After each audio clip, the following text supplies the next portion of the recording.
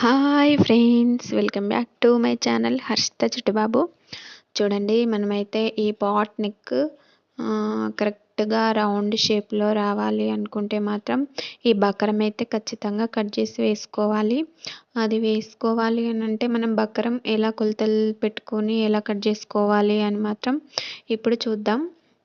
చూడండి, మనమైతే ముందైతే ఈ వెనక పార్ట్ ఏదైతే ఉందో అదైతే కట్ చేసి పెట్టుకున్నాము. అది కట్ చేసి పెట్టుకున్న తర్వాత 1 ఇంచ్ కింద వదిలేసుకొని అలా అయితే క్లాత్ దానిపైన కరెక్ట్గా పెట్టుకొని మనం బక్రం అయితే ఫోల్డ్ చేసి అయితే పెట్టుకున్నాము.